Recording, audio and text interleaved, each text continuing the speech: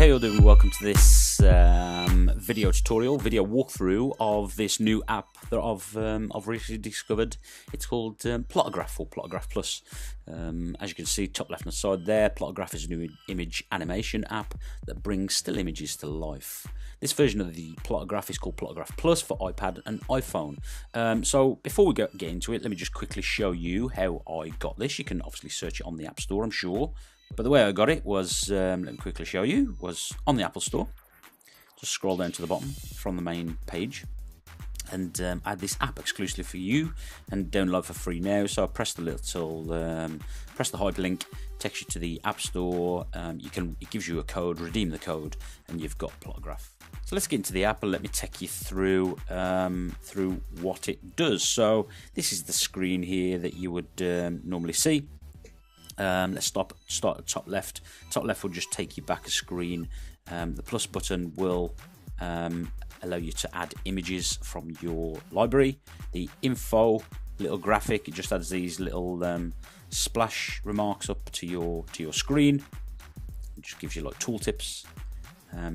Moving right, we've got the undo button and the redo button, and then the settings. We've got settings here. We can change the colors of the animation tracks, change the colors of the masks, change the colors of the anchors, you can show the magnifier, and this is quite cool here. We can Apple Pencil sensitivity sensor, so you can change the sensitivity if you're using an iPad Pro and the Apple Pencil. Moving down to the bottom left hand side, we've got the animate, and I'll show you what that does in a minute.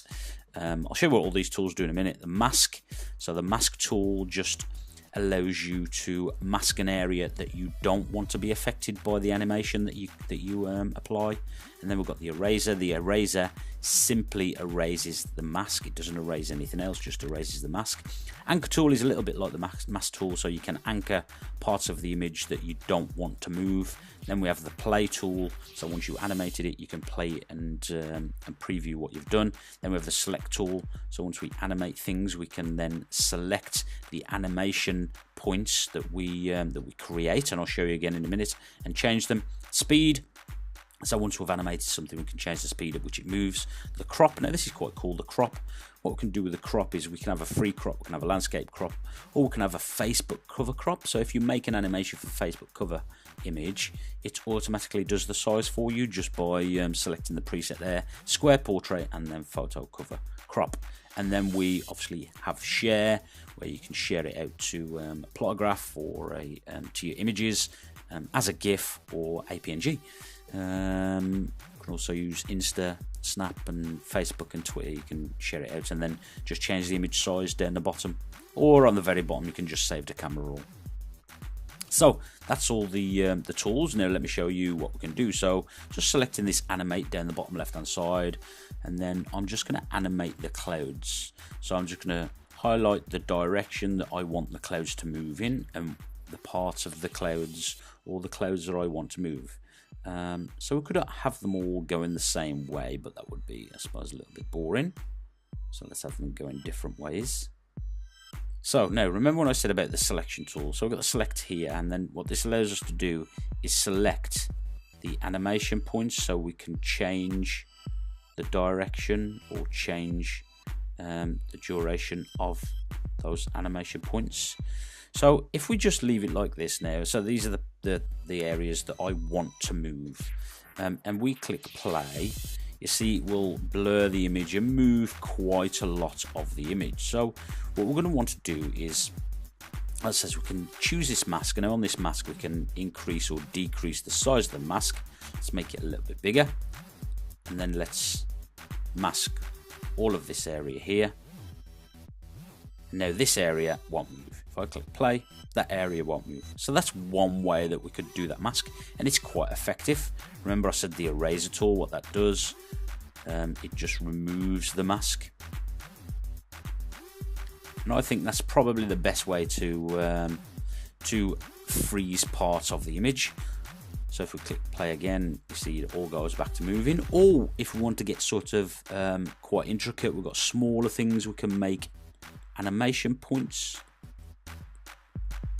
And I'm just tapping the screen and going around these points, and now nothing below that line will move. We click play, so you see it does what the pretty much the same as the mask does, but it's a lot more precise with the lines in which it does move. But that in short is what it does. Obviously we can crop that, we can save it out, we can anchor a few more points, we can make more things move, we can slow it down or speed it up. So slow it down, it looks quite effective, and likewise if we speed it up, it looks quite effective. The only thing with it speeding up is sort of it loops itself, so I quite like the slow movement, which is quite good. And then we select animate, and it just shows you the movements. So if you want to add a few more, or even you want to adjust these and make them move a little bit more, let's see what that does. It just increases the movement even though it's slow, which is quite cool. But I suppose what we could do, we could anchor point the center here as well, so none of this moves. So now we've got a static center. We could even anchor a little bit further out, like so. So now we've just got the outsides moving, and we've got this center that's quite steady. And now we could ramp the speed up a little bit, I suppose, to make it look a little bit more effective. So yeah, that in real quick terms is Plotograph Plus. So let me share that out and show you what it does. So if you have any questions, any problems, put them in comments below. I will continue to explore this sort of plotograph, what we can do with it, any sort of cool things that we can do with it, and I'll let you know. Thanks a lot for watching. Catch you soon.